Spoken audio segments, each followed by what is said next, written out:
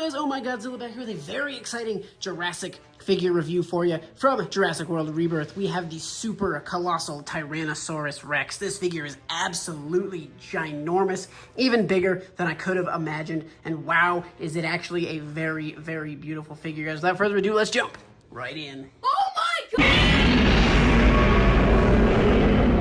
Quickly jumping back to when this figure was in the packaging. Very cool looking packaging. Shows how big the figure is. Jurassic World logo. Very cool picture of the Rex down the bottom. Super colossal. Name of the line. Very basic side of the packaging.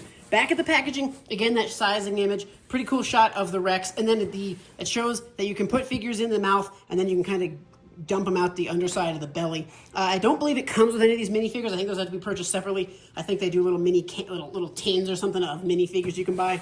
Again, uneventful side of the packaging here. I do think the Rex looks super beautiful in the front of this packaging. But then one more thing to note on the bottom of the box, here's the barcode. Pause now, grab that image, take that to your stores. They can scan that and tell you if they have any figures hiding in the back room or if any stores nearby happen to have this figure. So best of luck hunting down your super colossal Tyrannosaurus Rex. Alrighty, so we are back here with our super colossal Tyrannosaurus Rex. And like I said, a giant figure in store here.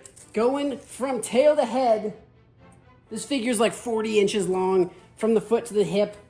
Gonna stand about 15 inches in height. So a very large figure. Gonna be quite the shelf hog if you end up pulling the trigger on this figure. But it is absolutely gorgeous. I think it is worth the shelf space. I think it's worth the price point. Very beautiful. Let's take a look at some paint and detail. Starting with the feet and toe claws again. Great paint accuracy. Very good. There's even some detail on the toe claws there. The feet have very good texture. I love the scales on top of the toes. Different textures on the backs of the feet.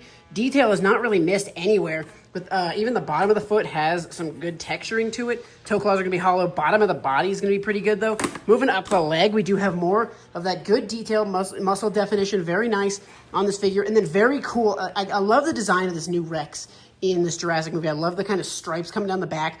The kind of darker color palette to it. Darker stripes. Very awesome. That is not ignored on this figure. Very cool detail on the top of the body. And then moving into the head and neck and face. Beautiful detail. I love the blend of the kind of greenish gray to the white here. And then moving into the face, great scaling detail on the face. The teeth look absolutely gorgeous. I love this darker color that comes in. And then the top of the face is really where some of this detail is beautiful. I love the kind of splotchiness in the face here. The eyes, those piercing yellow eyes, the paint's applied beautifully. Awesome job on this figure. Moving it around from the front. Looks great. The front profile is actually very good. Sometimes that's a hard thing to lock down and make look good on a figure. Mouth, tongue, good detail on there.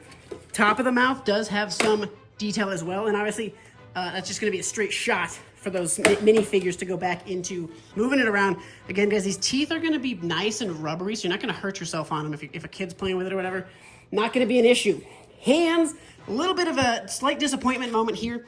Hand claws, not painted. So that's a little bit disappointing, but the detail is there, even on the inside of the hands. They did a great job, so I really wish they had painted those claws black because what they did on the toe claws looks so good. It stands out so well. I think that would be an extra piece of detail that would really make those hands pop look great. Moving into the back, are we sure that Bandai didn't make this figure? Because there's a clean cutoff of paint as soon as the tail starts. But the detail is great nonetheless. Great kind of textured detail. Really good job. All the way down to the base of the tail. They did a great job on the detail. I just wish they had kept those stripes going with that darker paint down the rest of the tail. But aside from that, amazing detail on this Rex. In terms of articulation on the figure, starting from the kind of head moving down, obviously we saw that's going to be maximum capacity for the jaw opening, and it does shut all the way. In terms of head, there's no up and down look to the Rex, unfortunately, but there is a good side to side. It does lock, so you can get from there to there. Not 360, but that's okay. Arms, you can get 360 out of them if you want it, but I don't want to force it past the body. Actually, might not be able to on the lower side. It almost looked like you could rotate there, but you get stuck on the other side for sure. But plenty of movement there, and unfortunately, I thought these would be on a hinge that allowed them to come out, but there is not. So it's just going to be that spin, unless it's a really stuck hinge and I don't want to break it. But it seems to be just the articulation here. There's no body articulation. The tail and legs all came separate in the box. You have to snap those in.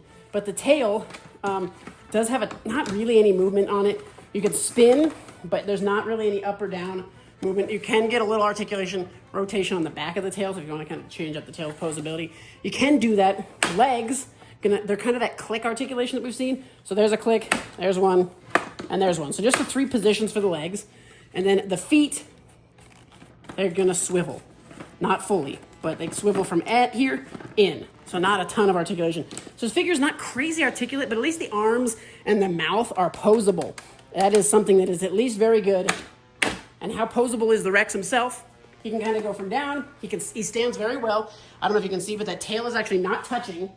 So he can stand on 2 legs without the tail. There's the standard pose, and then he can kind of do a looking down pose.